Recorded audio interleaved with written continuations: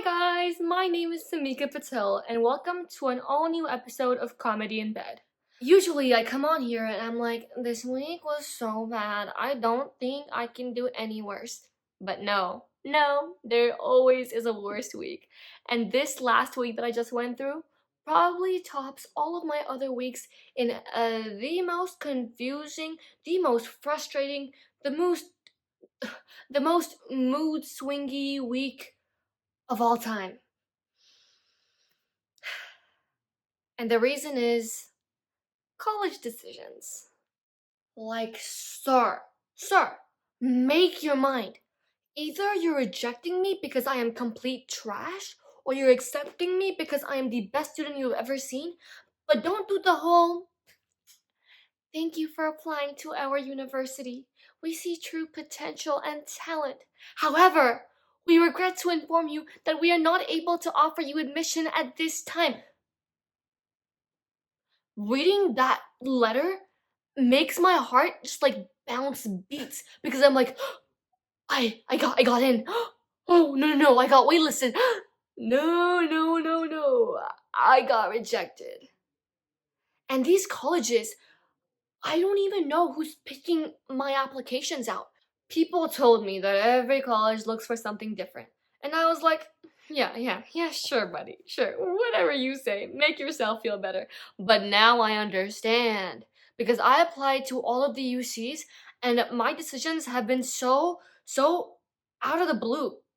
Like, I got in to 3 of the UCs and I got waitlisted from 2 of the UCs, and their rigor and acceptance rate was almost the exact same. Like, what are you looking for? Give me a study guide, give me a list, give me a checklist, because I am so lost. I have no idea why this is happening. And people say rejection is redirection. But babe, right now I feel like I'm getting redirected to the wrong door. Like, I don't want to end up in Peru. I want to end up in Paris. They both start with a P, but they are completely different things. And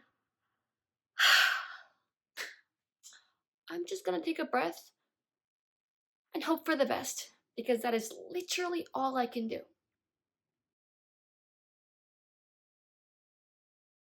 College acceptances are dropping every single year.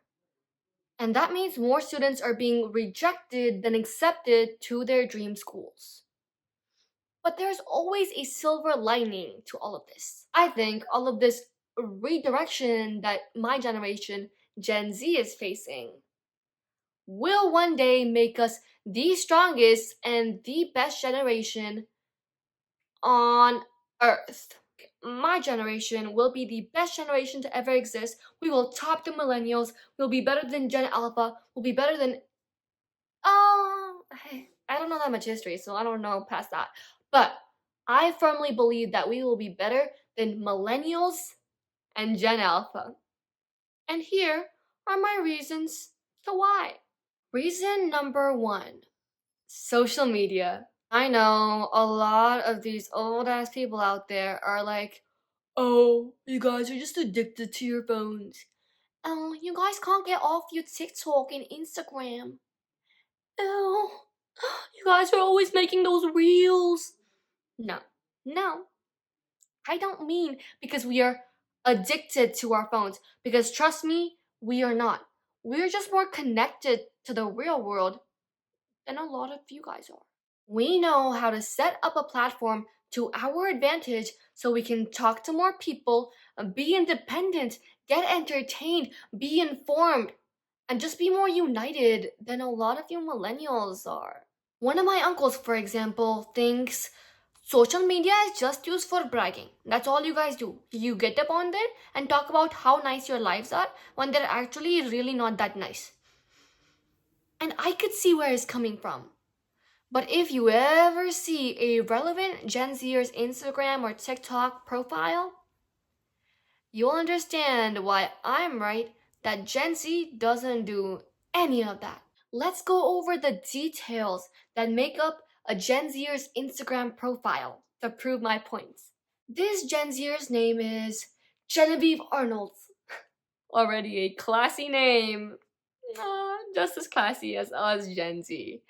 Um, so so for her Instagram username would be something like Genevieve Arnold's with a couple of extra S's or a dot at the end, or Jen Arnold's.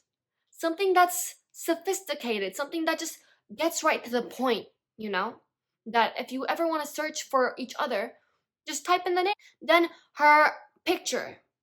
Her picture is most likely gonna be a very shaken up picture of herself where her face is blurry, but you could tell that it's like a mysterious picture. It's a nonchalant picture where you can't really see her features clearly, but you could see that she is a person that is alive and breathing. And you can see that her surroundings are gorgeous. You can see that the photo is well edited. You can see that it looks mystical, magical. It looks fairy like. And then in her bio, it's probably like her school name, but abbreviated so you can't really stalk her that much. So, like AHS. Then she'll include like her graduation date, which is just basic information. But there won't be anything that's like, oh, champion of Kung Fu or something like that in her bio, because that is not what we do. She won't have any posts on her Instagram page because they'll all be archived for only her to see so that no one else can view them. But whenever she feels like going down memory lane, oh, archive button where you can actually find posts of her are in her tagged pictures because that just shows how many people know her and how well respected she is in her own community. The most interesting part about a Gen Zer's Instagram is their highlights reel, where they post a lot of their good memories for them to rewatch. And a good thing about highlight reels is that you can see exactly who is viewing them and at what time, so you can make sure that no one is stalking you. So, like you can probably tell, nowhere in Genevieve's Instagram is she obliviously bragging about the things she's done. She could be Miss Teen USA for all that we know, but nowhere in her personal Instagram does it say that. And her account might as well be private, so people can't even see what she's doing unless she lets them. A Gen Zer's Instagram or their social media presence is like a work of art. You have to piece the puzzles all together to get a full idea of who this person is. It's like Van Gogh, but more complicated. And let's contrast this to a millennial's social media presence.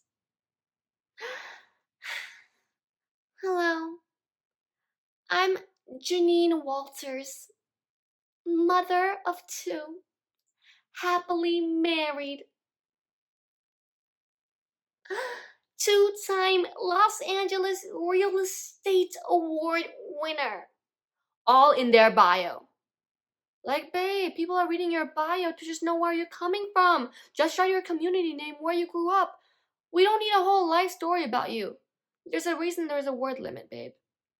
And these millennials are actually the ones spreading a lot of this hate on social media that they complain about, but it is almost entirely their generation's fault.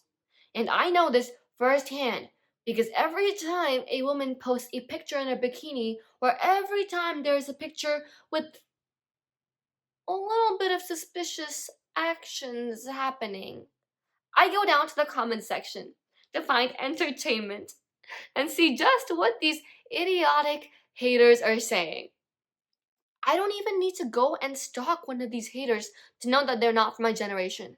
I can get that all from their username, from their tag, because their username is usually something like Jack23456 dot. And there is no way, there is no world where that username belongs to anyone from my generation. Could you be any more basic? Do you realize that if the only username you found was Jack23456 dot, it's because there exists 23455 usernames that sound just like yours. See, a Gen Zer would never make that mistake because we are too worried about being authentically ourselves. But not Jack23456 dot. He'll take what he can find.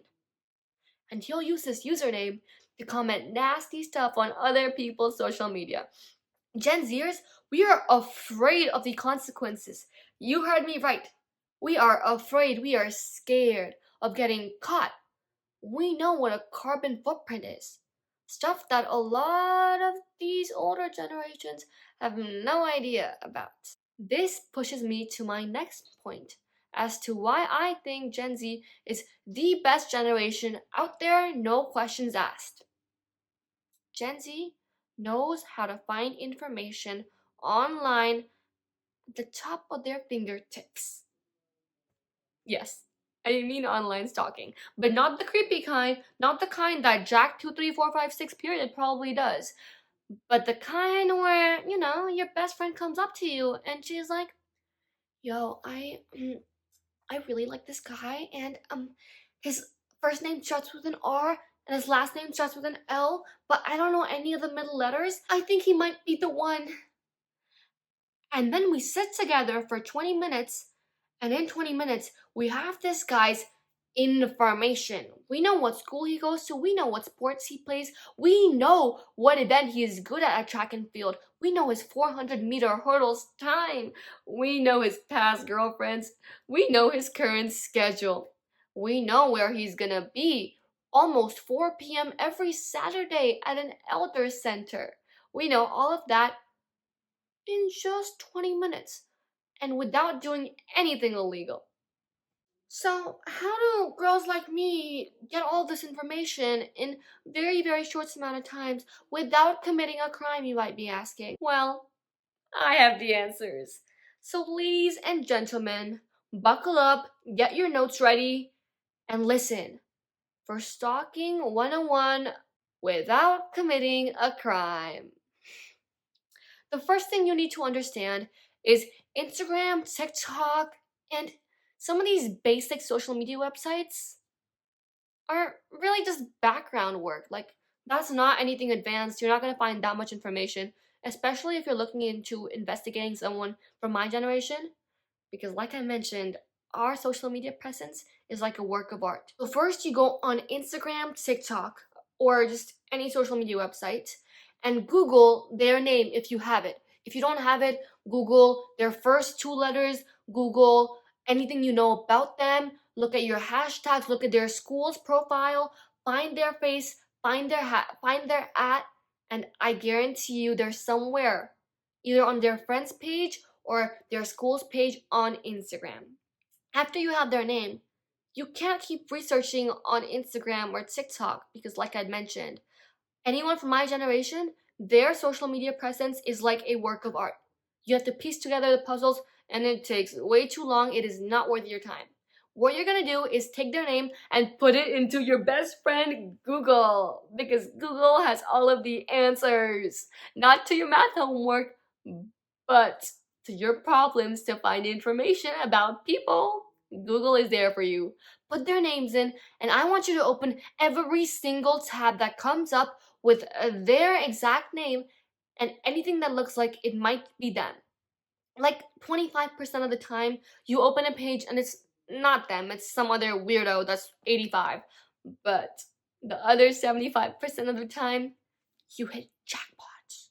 If you're looking like romantically and you really want to find out who this person is, LinkedIn is really, really helpful because you could see the things that he has done, he or she. You could see the things that they have done, and this really tells you what their personality might be like. So everything that millennials expect to be on Instagram is actually on our generation's LinkedIn where it belongs, where you can get job opportunities and where it actually helps you instead of competing with the other wives in your community on who is the most happily married. That's it for today's quick stalking 101 without committing a crime. I hope you enjoyed. By now, I think I've pretty much proved my point to why I think Gen Z is a better generation than the millennials. But like, if I really want to put the cherry on top, like, how much worse can we get, bro? Like, think about what we have been through in the past 3 or 4 years, where millennials were probably the biggest part of the working force. Let's think. We've been through a pandemic. We had devastating wildfires that we could not solve. We had natural disasters everywhere. Middle East is on fire.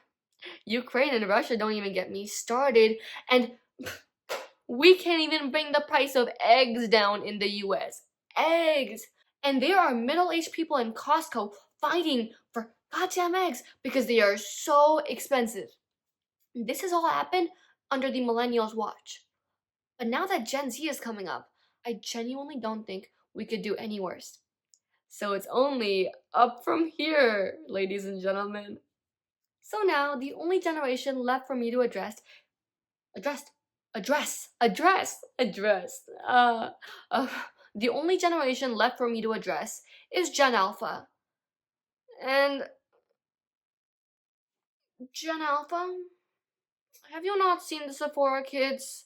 Like, is that even competition at that point? These people are putting drunk elephant on their face when they can't even spell elephants. Like, what even is a Gen Alpha girl gonna put on her college application? Hello, my name is Arabella, and I've tried every single product from the Sephora walls, including every single drunk elephant serum and every single foundation. Thank you so much. Like, what are colleges even gonna accept them on the basis of? They're gonna get waitlisted for sure. They're gonna get waitlisted for sure. Huh. Just like a lot of people from Gen Z currently are. Alright, thank you so much for watching. That was it for today's episode of Comedy in Bed. Let me know if you liked it. Let me know if you think Gen Z is the best generation out there. And I hope to see you again next week. Mwah. Follow along, subscribe, like, watch on Spotify.